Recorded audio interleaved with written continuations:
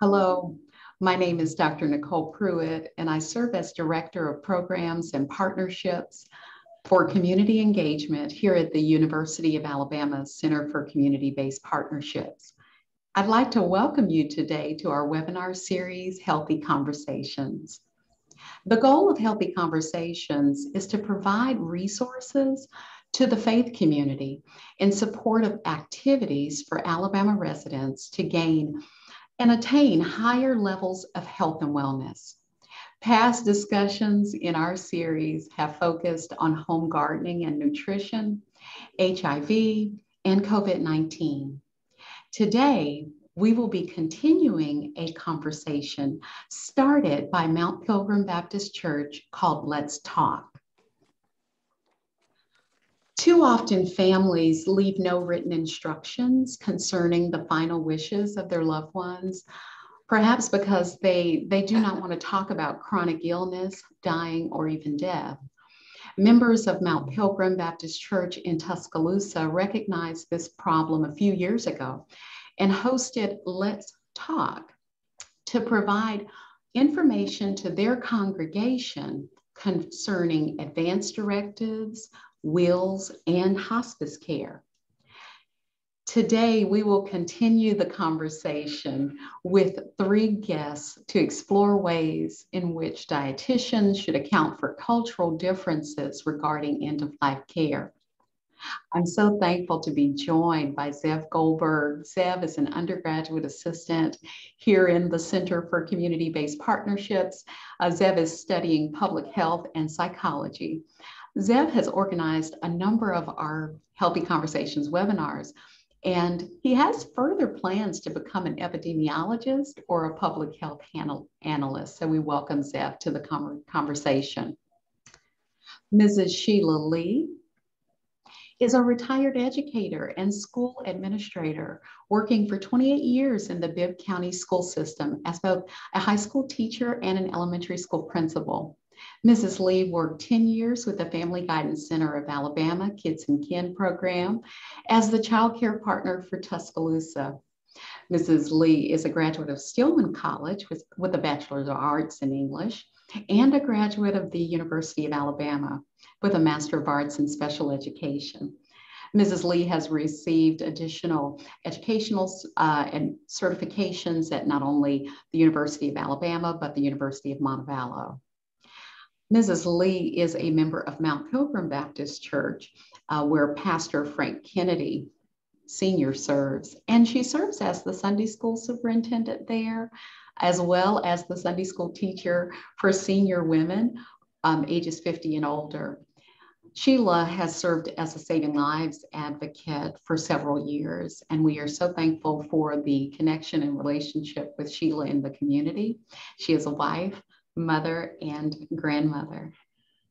We are also joined today by Dr. Joy Douglas. Dr. Douglas is an assistant professor in human nutrition here at the University of Alabama. She has been a registered dietitian in hospital and nursing home settings since 2007.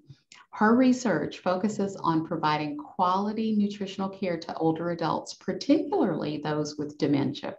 She provides training for families and healthcare providers on dementia care and nutrition-related issues, such as eating, drinking, and using feeding tubes at the end of life. We are so very thankful to have our guests to join us for today. And at this time, I'd like to turn over our webinar to Dr. Douglas to hear more about her research and start our discussion. Dr. Douglas. Thank you so much, Dr. Pruitt. I'm going to share my screen here. Thank you all for having me today. I'm excited to talk about a topic that may not be so exciting, but it's really important. And that is nutrition decisions at the end of life. And so to tell you a little bit, to tell you a little bit about how I got to this topic and being interested in this topic. As Dr. Pruitt said, I've been a registered dietitian since 2007, and I've worked in hospitals and in nursing homes for about 10 years before coming to UA to teach nutrition. During that time, I worked with many families with many different disease states. And we frequently ran into the issue of families having to tackle this challenge when the patient who is ill stops eating or drinking toward the end of life. And I've seen that a lot, especially with working in the nursing home setting with older adults with dementia. It's always a hard conversation to have. And it's especially important or difficult when we have a lot of different family members that are involved in these discussions. And what I found is that so many families aren't prepared, and they haven't had these discussions until we're in a moment of crisis, and then we have to figure out what to do. So part of my research is looking at how we can better equip families during this time.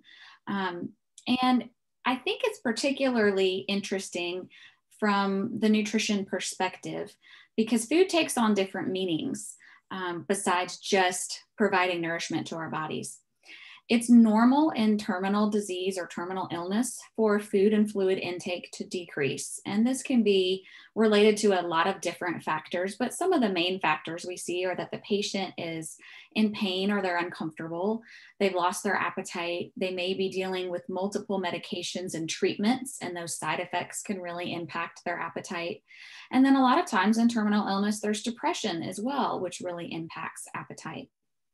At some point with many families, we get to the point that we have to start talking about medical interventions, like whether we're going to use a feeding tube or IV fluids to sustain the patient.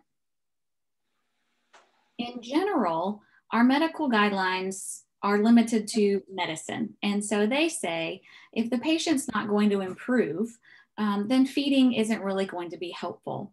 And some evidence shows that feeding or continuing to provide fluids can make the symptoms worse for a patient at the end of life.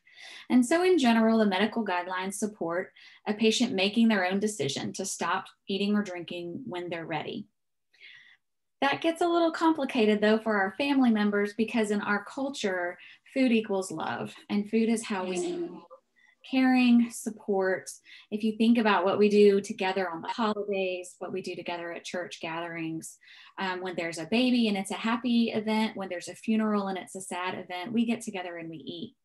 And food does so much more than just nourishing the body. That breaking of bread together nourishes our souls. And so it makes it really hard to make a decision to stop feeding or hydrating somebody that we love. And that makes it so hard on our families. I think another problem that we run into with this is that our medical guidelines are limited. They don't take into consideration that families are different. We have different faiths, we have different backgrounds, we have different cultural preferences. They don't necessarily look at the patient and the family holistically. And because of that, if you just follow medical guidelines, you're going to miss providing the spiritual and emotional needs that our patients and our families run into. So the medical guidelines, in my opinion, are not a good one-size-fits-all kind of solution. And as I said, it gets even more complicated when we have families that haven't had the opportunity to discuss their options or learn what their loved ones really want during times of end of life. So I love that this is named Let's Talk, because that's really what my take-home message is today, that what can we do about this? It is so important to start having these conversations. What do you want for yourself? And really thinking about that. What does your spouse want? I'm in my 30s, and my husband and I have had those discussions, and he said, well, are you trying to off me? Are you trying to get rid of me? And I said, no, but it's important that we know, it's important that we have these discussions. You know, would your kids know what you wanted if something were to happen? Thinking about the values that are important in your family and the values that are important in your faith, and really thinking through those. And then from there, having discussions with your family members and with your doctor. There are a number of tools that are out there that can help to get this conversation started, because it's a hard conversation. So I'll show you a couple of tools in a moment. But once we've worked through thinking about what we want, then it's really important to document that as well. And it's important for our family members to know where that's documented, so that if there were an emergency, they can access what you would want for yourself. So here are two of the tools that I came across, and you can find, there's so many of them on the internet, but this is one. It's called the Conversation Project. And there are several different guides on their website that walk you through these discussions. There's one for how to talk to your family, and there's one for how to talk to your healthcare team. And so I pulled a couple of little screenshots from what their tools look like, and you can see they're easy little things to fill out, but they can guide you through thinking about and identifying what's really important to you, what's really important in your family. And once you've identified that, you can then take some steps to plan. Who do you need to talk to in your family? Do you need to talk with your pastor? Do you need to talk with your doctor? And there's even some backup plans for if the conversation doesn't go well. It guides you through how to try to have another conversation. Because sometimes when we first bring these things up, family members may not be ready to talk about it and certainly may not be ready to make a decision. And so sometimes we have to plant the seed and sort of give people time to think about it before they can really come back and give us an answer about what they think. So you can see there's a checklist to help you sort of figure out who you want to talk to, where is a comfortable place to talk, when is a comfortable place to talk. And this can really help guide you. And again, this is just one of many tools that are out there that if you're not looking for it, you might not see it. And so if you go online, you can find a lot of different tools like this that can help you and your family through some of the things to think about. In the state of Alabama, we also have a form for advance directive. And you can see at the bottom, the question at the bottom is about whether you would want to have food and water provided if you're terminally ill or if you're terminally injured. And this is also a form that's available for free on the internet that you can pull up. And this is how you would document the preferences and the things that you decide with your family members are really important to you. So just to sum up, this is a hard topic. And I think it's really important that people understand that there's no right answer. There isn't a right answer. What's right for me might be completely different for somebody else. But the time to have these conversations is now, before the family is in crisis and having to make difficult calls. There are lots of tools available out there, and your healthcare providers are trained to help you with this. But it's really important that you advocate for yourself and that you bring up those conversations so that everything can be planned in advance in case there is an emergency. So thank you for listening. I'd love to answer any questions if anybody has questions. Thank you so much, Dr. Douglas. When you received your training, how much emphasis was placed on addressing the cultural identity of your patients? I would say not much. We definitely talked about the importance of being sensitive to cultural needs and the beliefs of our patients, but it really kind of stopped there with a lecture about you need to be sensitive. We didn't spend a lot of time applying that to real world situations with families and patients that we might encounter in practice. And so that's something that we're working on in our programs now to really increase the emphasis there so that our entry-level clinicians are more equipped and prepared than I was coming out of school. Okay. I have a question, Dr. Douglas. How would you say that the training of the dietitians to support African-American families in making end-of-life decisions can be done or improved? That's a great question. First, I think we recognize in our profession right now that we are not very diverse as registered dietitians as a profession. And in order to take care of people with diverse backgrounds and diverse needs, we need to be a strong, diverse profession. And so that's one thing that we're working with within our own profession to increase our diversity and representation.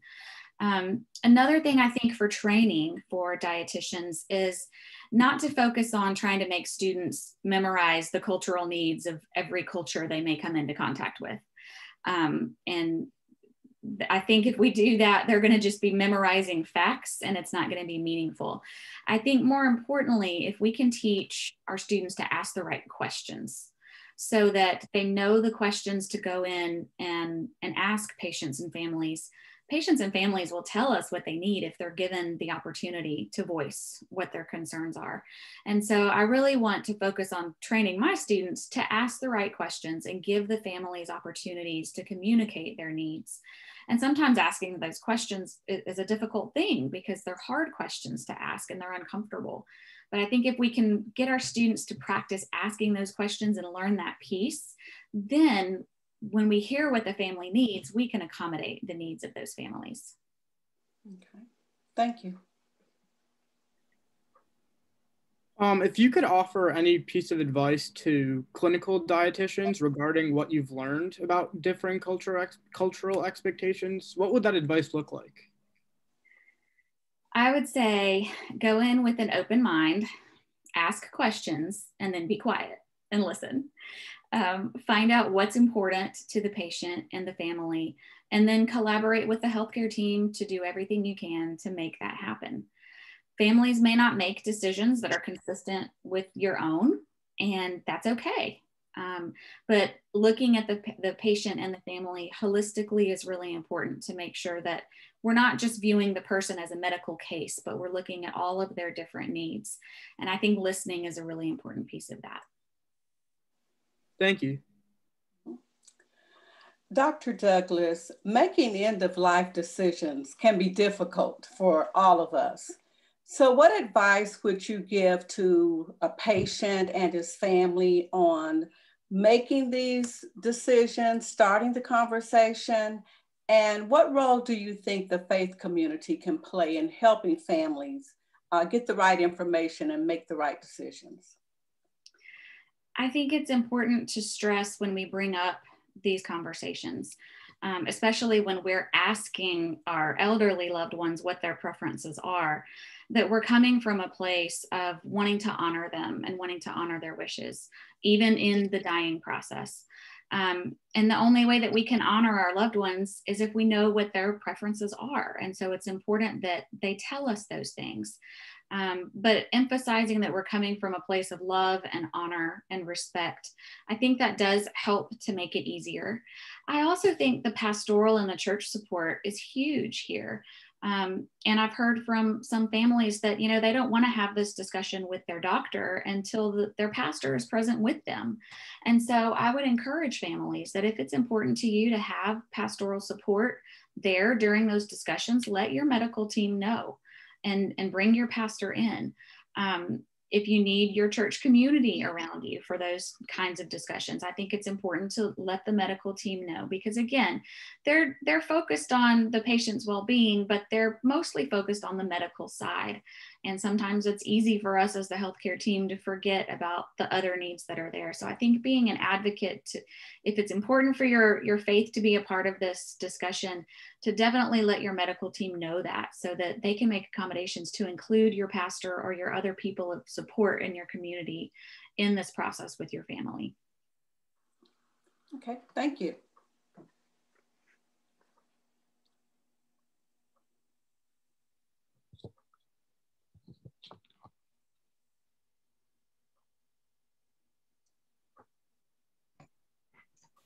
Well, Dr. Douglas, I would like to thank you for your time. Mrs. Lee, I'd like to thank you as well for your time. And Zev, as always, thank you for the support that you provide the Saving Lives program.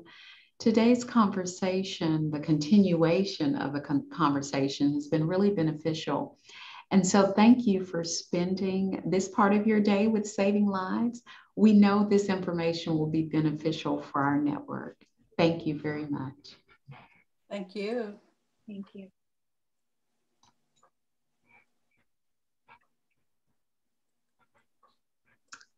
All right.